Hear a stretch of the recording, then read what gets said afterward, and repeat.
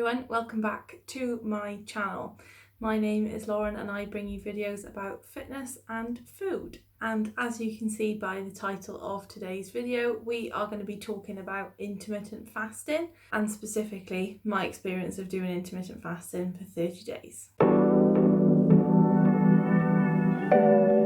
Now, I'm on a bit of a journey to try and improve my relationship with food. I think I mentioned it in one of my How Not to Diet videos, which I'll link in the top corner, but I am a bit of an emotional eater.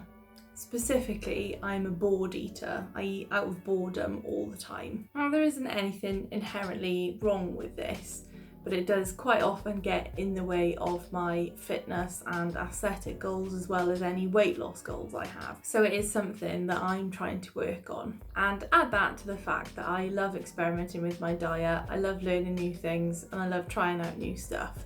I thought I would give intermittent fasting a go for a month. And I did for the whole of August.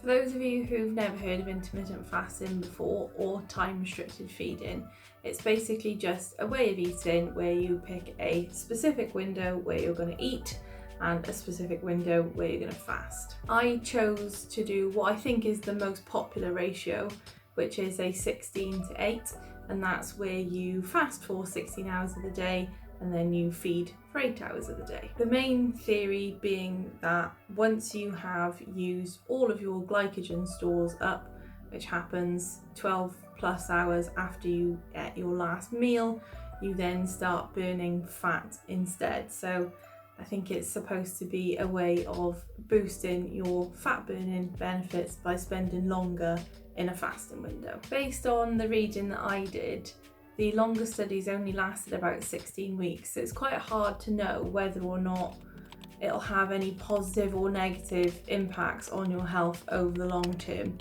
But because I'm only doing it for a month, I didn't really think this was too big of a problem. Now, a 16-hour fast does seem like quite a lot, but obviously you've got to factor into that I certainly spend at least 8 hours of that sleeping. I didn't stick to a specific window every day.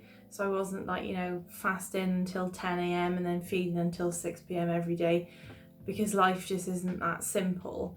However, I did always try to have a 16-hour fast, and if that meant I couldn't eat until 12 midday the following day, or it meant that actually my feeding window was a bit longer or my fasting window was a bit longer, then I just worked it around what I had going on that day. In terms of recording my fast, I use the app Zero. The basic version is free and it's actually a really simple but useful app that helps you just record your feeding and fasting windows. It's a little bit clunky and you can't go back and edit previous fasts, so I did have a few kind of spurious results, which you will see in a sec. As you can see, I completed a fast of at least 16 hours, 23 days out of 30, and most of those 7 days actually I did like 15 hours and 45 minutes or something like that. Sometimes I just thought my feeding window was starting earlier than it actually was. So there really only were 2 days out of the month where I got nowhere near, one of which was my birthday. I wasn't trying to eat in a time restricted way specifically to lose weight, although it is given as one of the benefits of intermittent fasting, but I'm sure it's something that people will be interested in. So from August the 1st to today, which is August the 31st, I actually gained 0.6 of a kilo, which isn't really a massive amount of weight, so I don't really think it's enough to say that it either did or didn't work. In terms of my review of intermittent fasting, let's start with the negatives, because there's actually not very many of these. The first one being that it is annoying. Yes, you can definitely get into a rhythm with it, and I think if I did stick to a consistent fasting and feeding window every day, I'd have probably got into more of a rhythm of it. But it's just an irritant to have to plan your day around when you can and can't eat, so I am really glad that I don't have to do it anymore. Because for me, I like to train first thing in the morning, because I think it just sets me up really nicely for my day. I've been training fasted for the last 18 months, so that didn't really have too many issues for me. But the post-workout meal is always the best meal, and I just felt like I got robbed of that anytime I trained first thing in the morning. and I didn't want to have to shift my entire preference for how my day is structured just so I could eat at an appropriate time. And the second negative is the hunger, which I think is probably an obvious one. So even by the end of the 30 days that I fasted for, so yesterday, today, I'm still absolutely starving by the time that my 16-hour fast is finished. I definitely haven't adapted it in terms of like a biological sense, but I would say that mentally I'm now just used to being hungry in the mornings, and I just got used to it to the point where I could just ignore the fact that I was hungry and carry on with my life. And that does bring me on to my first positive, which is that I just learned to deal with being hungry. And as somebody who has had massive like hunger issues in the past, this is really quite a big deal for me. Now, that's not to say that I'm just going to start going around being hungry for no reason, but it has made me appreciate actually being hungry before I eat my meals, and that I can just deal with being hungry. And as somebody who eats a lot, it's not that often that I am genuinely really hungry.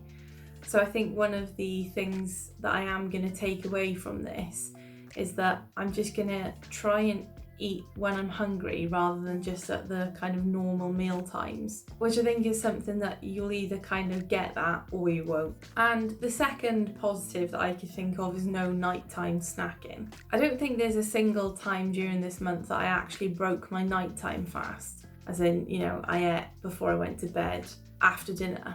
And I'm not a huge nighttime snacker. I tend to do most of my snacking between lunch and dinner, so it wasn't a particularly helpful cue for me. But I think if you are somebody who does struggle with the kind of post-dinner snacking, then this might be a really useful tool to try and help you get out of that habit. And then lastly, for the things I just realised while I did this, most of the time I felt better when I ate 3 smaller meals spaced throughout the 8 hours rather than 2 big meals at either end, which is kind of the opposite of what I'd anticipated. I usually found that on the days where I only ate 2 meals, my mid-afternoon snacking just got ridiculous. The other thing that I learned is that I got about a fortnight through this challenge and I really felt like I'd got everything out of it that I was going to. I just thought I would check in because I'm about halfway through my intermittent fasting month trial at the moment, and I'm just sat down filming another video, so I thought I would just check in. So far I'm finding it okay. I'm literally exactly halfway through. To be honest, at this point I've probably given it a good enough go, so if I hadn't kind of planned on doing 30 days, I think a fortnight would probably be good enough. Can't really say I'm seeing any particular benefits, to be honest, which is another reason why I think, you know, if I hadn't really made a commitment to do the 30 days, I probably would have finished now. But I powered through anyway because I'd made a commitment to myself and to you guys that I was going to do this. And I did find that I didn't actually really mind doing it, despite it just being a little bit irritating that I couldn't, you know, plan my day out exactly the way I wanted to. I really didn't find it that difficult to do. Having said that though, it didn't really leave me with much mental capacity to make any other changes to my diet, which I think is why I didn't end up losing any weight over the course of this month. Reading through the intermittent fasting section in How Not to Diet, which is just actually a really good book describing all of the current research that there is on sustainable weight loss. There does actually appear to be some benefit to shifting your eating window earlier in the day, and that also helps to reap some of the benefits associated with your circadian rhythm. But also the literature does seem to say that having a consistent feeding window is quite important. So I think if I was going to try out intermittent fasting again, I'd probably keep these 2 things in mind. So maybe doing like a 9 till 3 feeding window, for example. But to summarise, I'm glad this month is over. I'm going to be really excited to eat breakfast tomorrow after I come back from the gym. Let me know in the comments if you've ever tried intermittent fasting or if you'd actually quite like to. Make sure to give me a thumbs up if you liked this video. I hope you have a really lovely week and I will see you soon.